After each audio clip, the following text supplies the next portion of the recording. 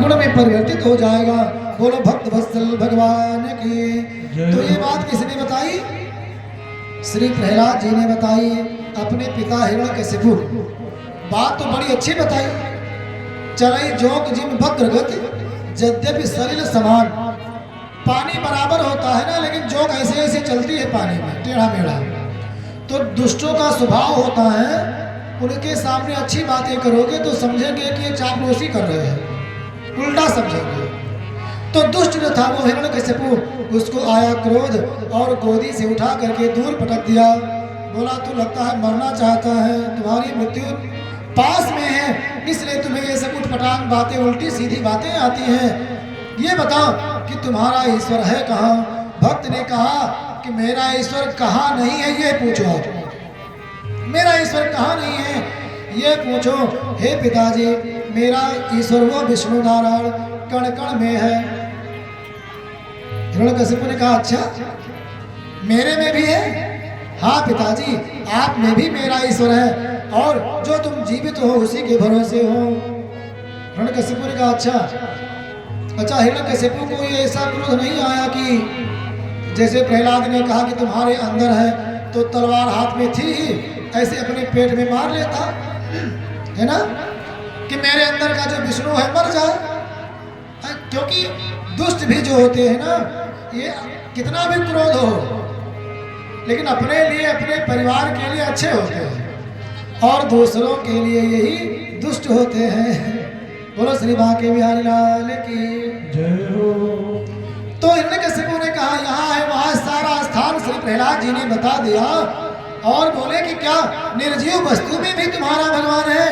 प्रहलाद जी ने कहा हाँ पिताजी, मेरा भगवान तो निर्जीव स्थानों में भी है। बोला इस खंभे में भी है?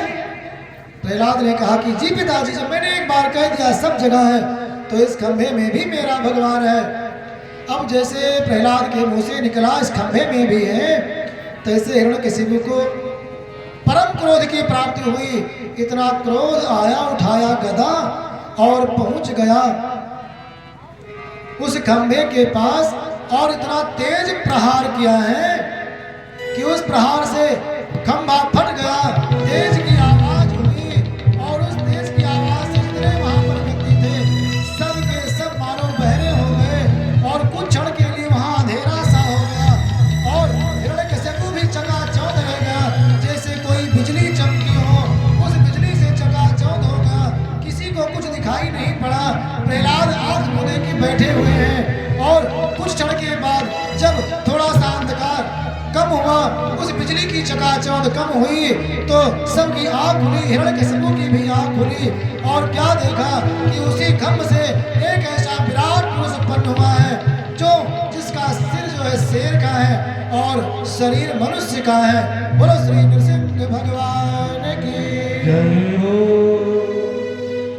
सत्यम विधातुम निज भृत्य भासितम व्याप्तिं च भूतेष्वखिलेषु चात्मनः अदृश्यतात्यद्भुतरूपमुद्वहन् स्तम्भे सभायां न मृगं न मानुषम्। सत्यम विधातुम निज भृत्य भासितम। भगवान की दया तो देखो, उनके भृत्य, उनके दास ने, उनके सेवक ने केवल ये कह दिया कि मेरा प्रभु खंभे में भी है, तो अपने भक्त के बात को सत्य करने के लिए आज भगवान खंभे से प्रकट हो गए हैं। यही भगवान की दयालुता है। मानो लोग तभी से पत्थर की पूजा करने लगे। ये भक्त की भक्ति है और प्रभु की वत्सलता है। हिरण्यकशिपु ने देखा कि एक विशाल जन जो है ये तो ना जानवर में है ना मनुष्य में है। ऐसा विकराल पुरुष उत्पन्न हुआ है। एक क्षण के लिए हिरण्यकशिपु तो भयभीत हुआ, लेकिन दूसरे ही क्षण उसने अपनी हिम्मत जुटाई और गदा लेकर के युद्ध करने के लिए तत्पर हुआ। जैसे युद्ध करने के लिए आगे बढ़ा, श्री नृसिंह भगवान ने उसको कस करके ऐसे ही पकड़ लिया जैसे कोई बाज पक्षी किसी सपोले को पकड़ ले। बहुत छटपटाया हिरण्यकशिपु, लेकिन भगवान के हाथ से कहाँ छूट सकता था। जब भगवान अपने भक्तों को पकड़ते हैं तब भी नहीं छोड़ते हैं, और अपने शत्रुओं को पकड़ते हैं तब भी नहीं छोड़ते हैं, मुक्ति प्रदान करके ही मानते हैं। बोलो भक्त वत्सल भगवान की जय हो। हिरण्यकशिपु को भगवान ने पकड़ा है और उसकी सारी हेकड़ी आज निकल गई, सारा बल पौरुष थक गया। भगवान ने झिटक करके दूर फेंका, हिरण्यकशिपु दूर गिरा, किसी प्रकार डरते डरते उठा, पुनः तलवार लेकर के भगवान से युद्ध करता है। भगवान भी मानो लीला कर रहे हैं और उसके साथ कुछ काल तक युद्ध किया, और युद्ध करने के बाद उसको पकड़ लिया है। पकड़ ले करके गए हैं, हिरण्यकशिपु के भवन के चौखट पर बैठ गए। जब चौखट का बड़ा महत्व है, आजकल तो लोग घर बनवाते हैं तो चौखट ही नहीं बनवाते हैं। अच्छा, घर बनवाने में नियम तो कई हैं, लेकिन कुछ नियम जरूरी है जिसका पालन करना चाहिए। जो मुख्य द्वार है उसमें 2 दरवाजे होने चाहिए। एक पल्ला वाला दरवाज़ा थोड़ा कम ठीक होता है, जिसने लगवा लिया है उनके लिए कोई बात नहीं। गणेश जी की एक मूर्ति लगा ले घर में, दरवाजे के सामने अंदर की ओर मुँह करके भगवान गणेश को स्थापित कर दें तो ये सब दोष कम हो जाते हैं। 2 दरवाज़ा होना चाहिए। 2 दरवाजे का मतलब हुआ ना कि जैसे 2 दरवाजे मिलते हैं तो मानो परिवार में एकता बनी रहती है, लोग आपस में मिलते जुलते रहते हैं। लेकिन अब भाई एकल परिवार है, अपने पत्नी और पुत्र को लेकर रहते हैं, माता पिता को छोड़ देते हैं, तो जब स्वयं अकेले हैं तो दरवाज़ा एक क्यों न रखें, है ना। तो 2 दरवाज़ा होना चाहिए और प्रयास ये करना चाहिए कि लकड़ी का दरवाज़ा। अच्छा, घर में अनेक दरवाजे मुहारे पल्ले से बनते हैं, तो लकड़ी का प्रयोग या तो एक ही प्रकार की पूरी लकड़ी प्रयोग हो, अधिकतम 2 हो सकती है बस। 3-4 प्रकार की लकड़ियों को नहीं लगाना चाहिए। जली कटी पुराने घर का दरवाज़ा ये सब नहीं लगाना चाहिए, और चौखट अवश्य बनाना चाहिए। चौखट का महत्व होता है, चौखट रखने का सुंदर मुहूर्त भी होता है। तो चौखट पर आज हिरण्यकशिपु को पकड़ लेकर के गए हैं भगवान श्री नृसिंह जी, और चौखट पर स्वयं बैठ गए और अपने भक्त के उस दुर्दांत पिता को भी बैठाया है अपनी गोदी में, और बोले कि हे हिरण्यकशिपु, तुम अपने वरदान को याद कर। इस समय क्या है? हिरण्यकशिपु ने कहा गोधूली है, धरती में हो, आकाश में हो, गोदी में हो, सारा प्रश्न इतना था। भगवान ने सब पूछ लिया। मैं मनुष्य हूँ कि कोई जानवर हूँ कि राक्षस हूँ? ना मनुष्य है ना जानवर है, कोई अस्त्र शस्त्र भी हाथ में नहीं है। जब एकदम कंफर्म कर लिया भगवान ने कि ब्रह्मा जी के वरदान में कोई कमी तो नहीं है, नहीं तो उनकी बात झूठी हो जाए। अच्छा, भगवान को भी बड़ा दिमाग लगाना पड़ता है कभी कभी। श्री शंकर भगवान भी ऐसे फंस गए थे तो उनको मानो कष्ट से मुक्ति दिलाई थी, आप लोग कथा जानते ही हैं। तो भगवान को सारा हिसाब किताब बनाना पड़ता है। और देखो, हमारे आपके मैनेजर भी भगवान हैं, हम सबका हिसाब उन्हीं के पास है, किससे क्या कराना है, किससे क्या कराना है, सब वही करते हैं। इसलिए अपने को उन्हें सौंप दो, जो मैंने अभी बताया आपको, आत्मनिवेदनम। हिरण्यकशिपु से कहा कोई कमी तो नहीं है ब्रह्मा जी के वरदान में? डरता हुआ कांपता हुआ बोला कुछ नहीं कमी है। श्री नृसिंह भगवान ने अपने क्रोध को प्रकट किया है और अपने बड़े बड़े नाखूनों से उसके हृदय को विदीर्ण कर दिया है, और हृदय को विदीर्ण करके उसके हिरण्यकशिपु के अंतड़ियों को निकाल करके माला के समान बना करके अपने गले में डाल लिया है, और गले में डाल करके मारे क्रोध के हिरण्यकशिपु को दूर फेंक दिया है। दूर फेंक करके ऐसे खड़े हुए कि मानो अभी प्रलय कर देंगे। हिरण्यकशिपु का प्राणांत हुआ और श्री नृसिंह भगवान मारे क्रोध के ऐसे चलने लगे कि अभी प्रलय कर देंगे। धरती हिलने लगी, किसी की हिम्मत नहीं पड़ रही है कि समीप जाए। कुछ राक्षस दौड़े थे युद्ध करने के लिए ना, लेकिन उनका स्वरूप देख करके ही भाग गए। ऋषि मुनि महात्मा भगवान के समीप आने की हिम्मत नहीं कर रहे हैं। नारद जी भी आए, स्तुति करना चाहते हैं, कर नहीं पाए।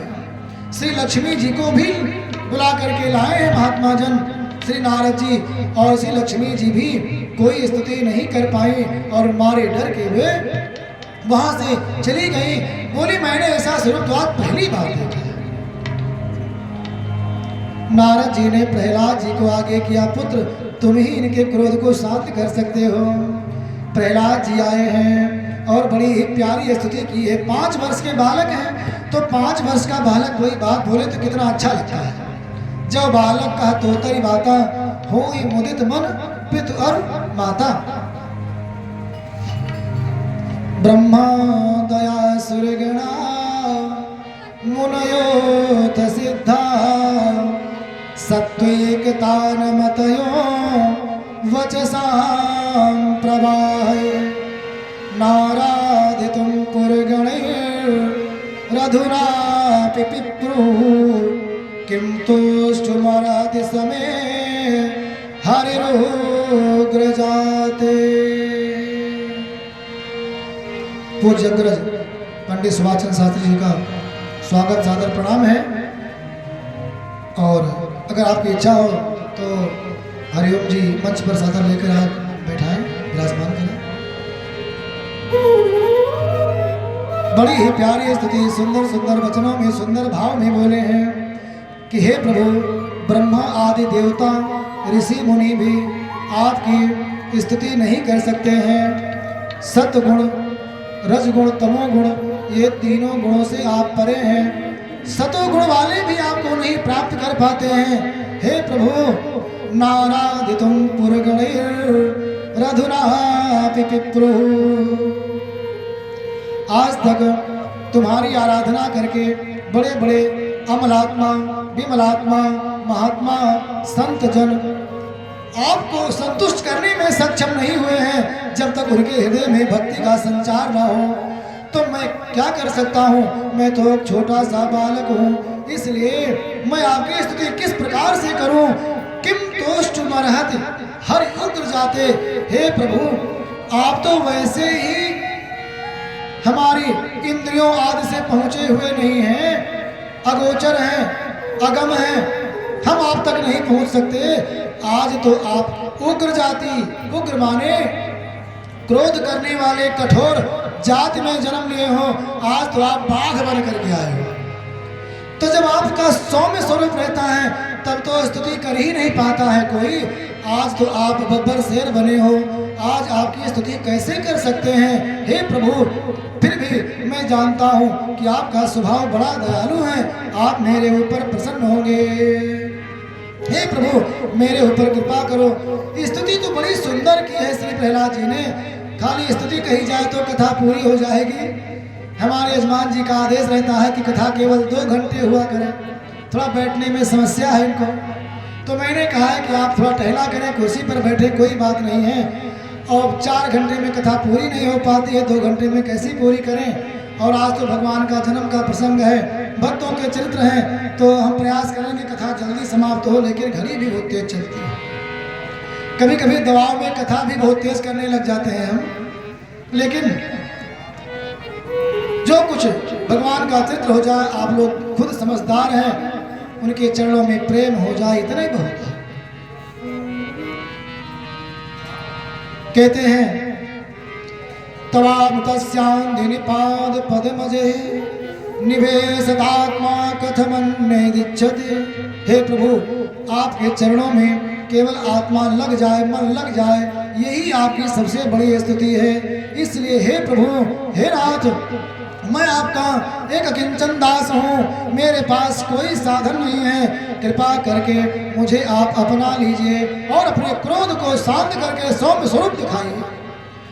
भगवान बड़े प्रसन्न हुए, जैसे बालक को देखा सारा क्रोध शांत हो गया और नेत्र मानो सजल हो जाएंगे। जितने क्रोध था उतने करुणा भर आई भगवान के हृदय में। और अपने बालक को सामने देख करके भगवान बैठ गए।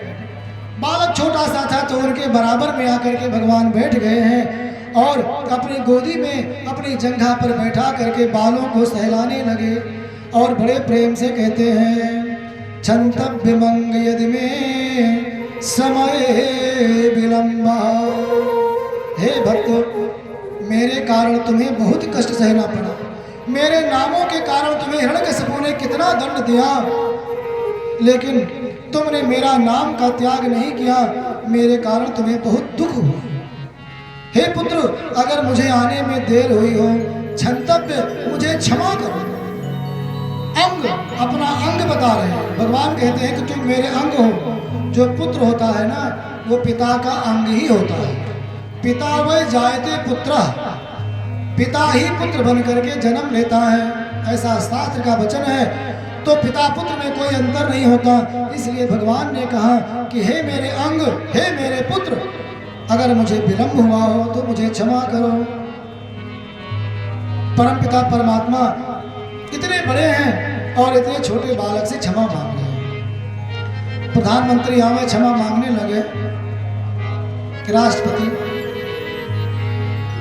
भगवान की इस बात को सुन करके प्रहलाद जी रोने लगे।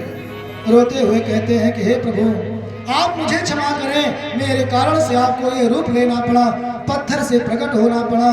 भक्त और भगवान आपस में बातचीत कर रहे हैं। सभी देवता ऋषि मुनि बारी बारी आए हैं और बड़ी प्यारी प्यारी स्तुति किया है।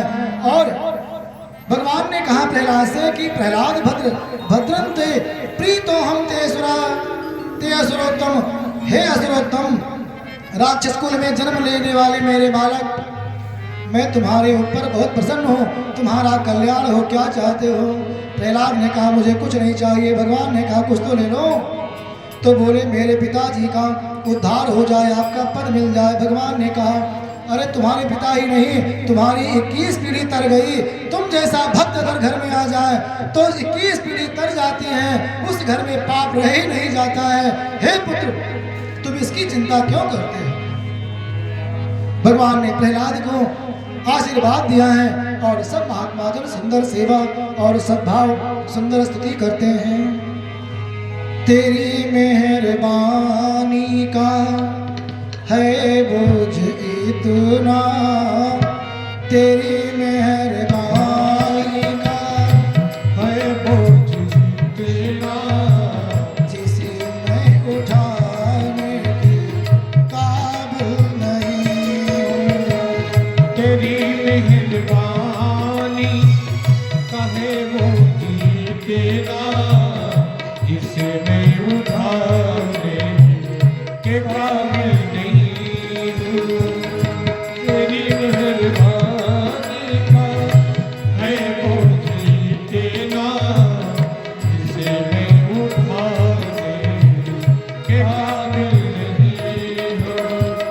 आ तो गया हूँ मगर जानता हूँ, आ तो गया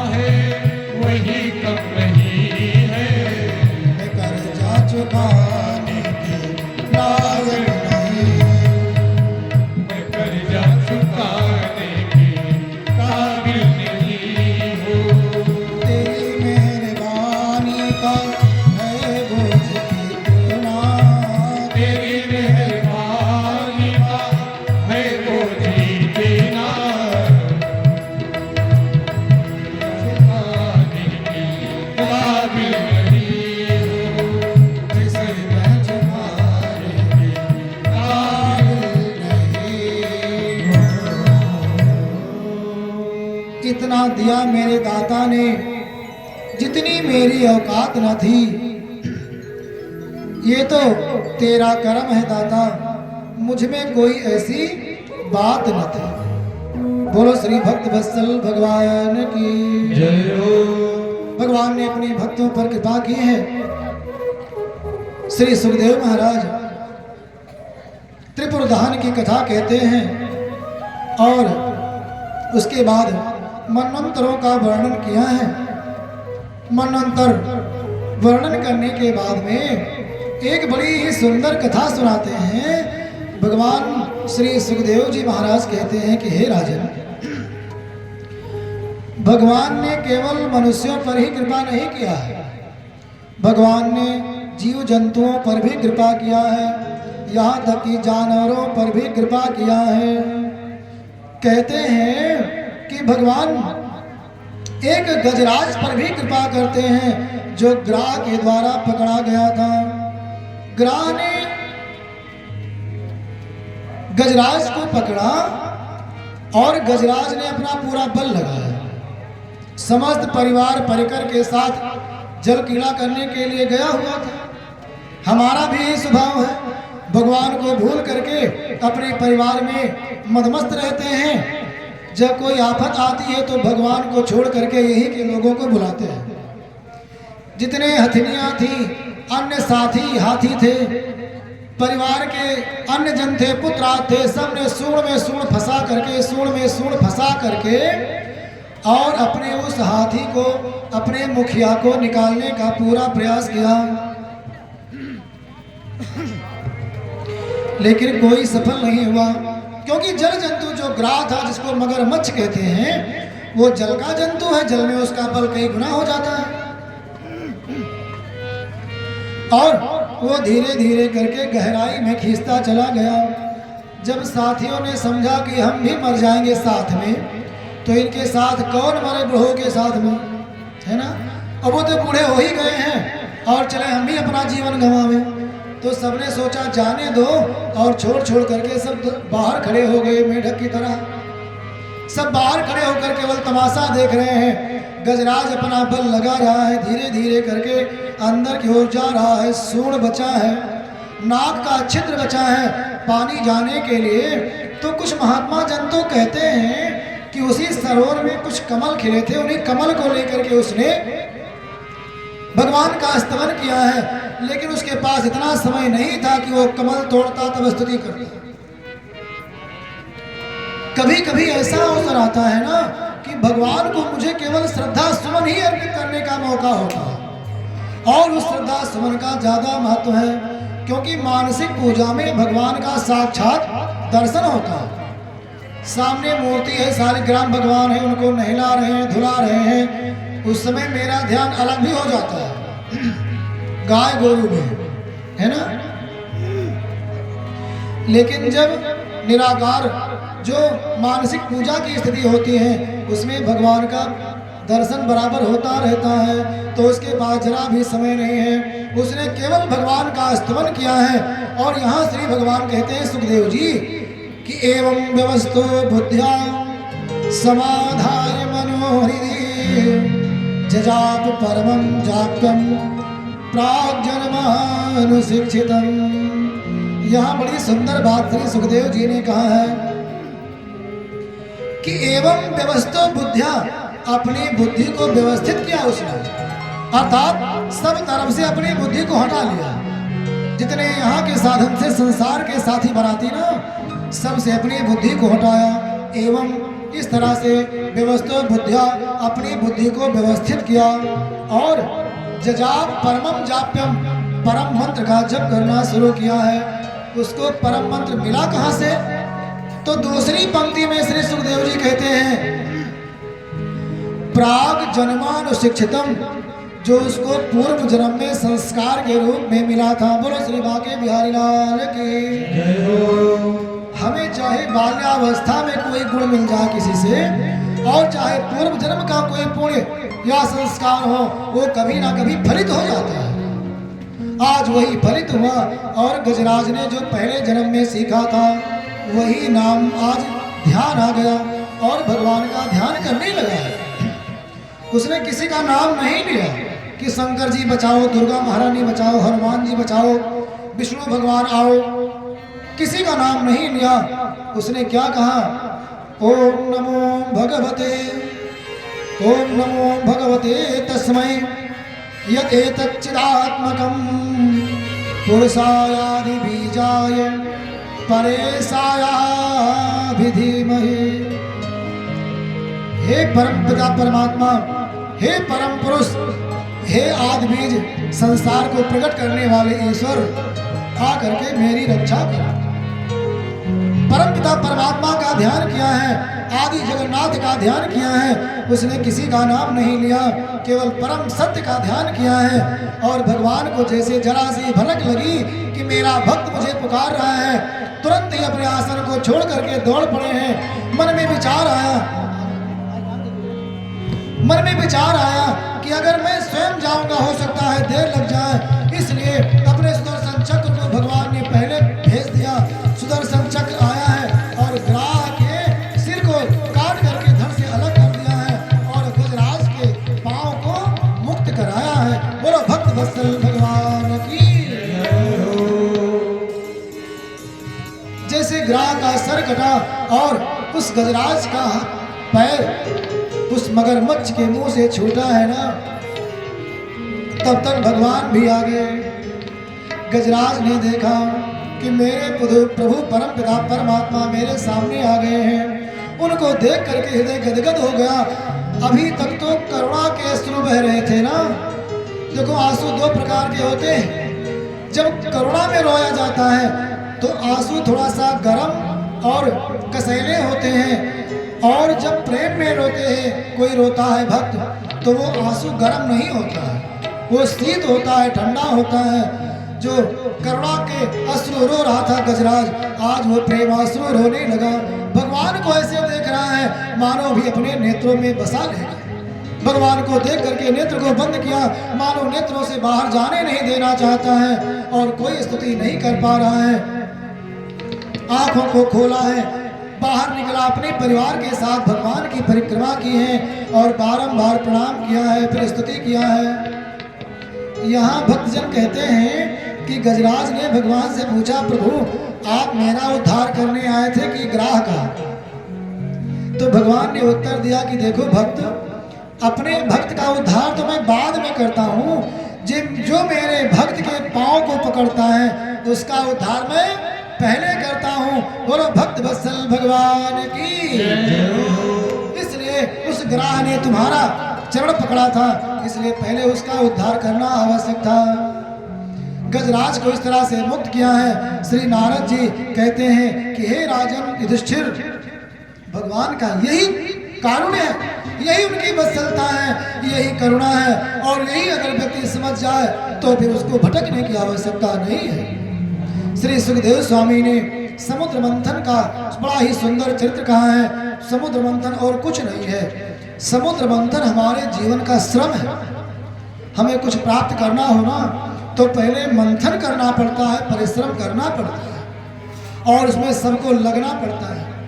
राक्षस भी आए हैं, देवता भी आए हैं। देवताओं ने कहा पूंछ पकड़ लो वासुकी नाग की। देवता जानते थे कि इनसे ऐसा कहेंगे तो उल्टा समझेंगे। राक्षसों ने कहा हाँ, पूंछ अशुभ होती है, हम पूंछ थोड़ी पकड़ेंगे, हम तो वीर लोग हैं, हम तो उसका फन पकड़ेंगे। अब फन पकड़ करके खींचना शुरू किया।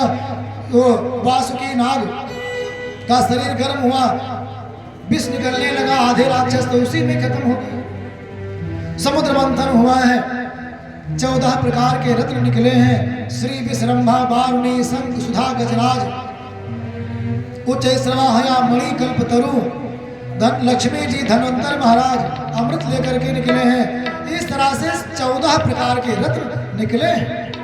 14 रत्न कब निकलते हैं? जब अपने जीवन में हम परिश्रम करेंगे, जीवन में मंथन करेंगे, श्रम करेंगे। और 14 रत्नों को सबने बांट लिया। उच्च श्रवा घोड़ा राजा बलि ने लिया, क्योंकि उस समय राजा बलि राक्षसों के राजा थे। और ऐरावत हाथी इंद्र ने लिया है। लक्ष्मी जी जब निकली अद्भुत स्वरूपा, सब दौड़े कि हम प्राप्त करें, हम प्राप्त करें। लक्ष्मी जी ने भगवान का वर्ण कर लिया। बोलो श्री लक्ष्मी नारायण भगवान की। अमृत निकला है, अमृत को पाने के लिए युद्ध हुआ है। भगवान ने मोहिनी का स्वरूप बना करके अमृत का बंटवारा किया है। सब कथा आप लोग जानते हैं। समास व्यास रूप में इन चरित्रों का वर्णन करना आवश्यक होता है। देवासुर संग्राम हुआ है, राजा बलि की मृत्यु हो गई। राजा बलि मार दिए गए। श्री शुक्राचार्य जो राजा बलि के गुरु हैं राक्षसों के ना, उनके पास एक संजीवनी विद्या थी। उसी संजीवनी विद्या से अपने चेले को जीवित किया है, अपने शिष्य बलि को जीवित किया और पुनः तपस्या करने का आदेश दिया है। और बोले कि अब जा करके देवराज इंद्र पर कब्जा करो।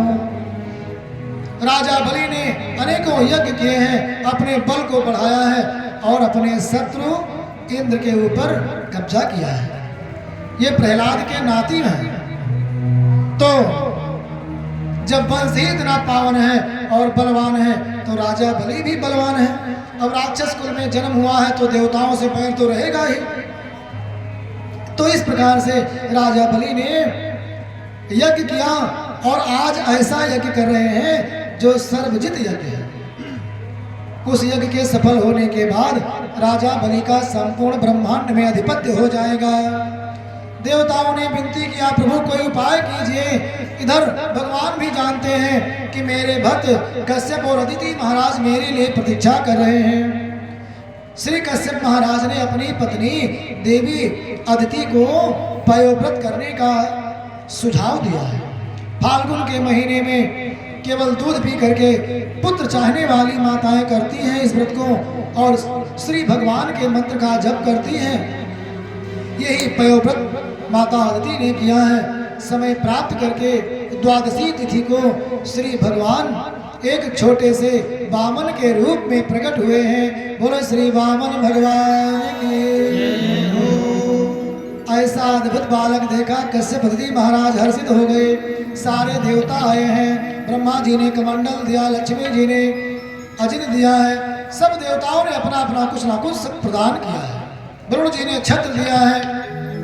एक सुंदर ब्रह्मचारी का रूप श्री वामन भगवान का बना दिया और लक्ष्य वही था, राजा बलि के यहाँ जाना।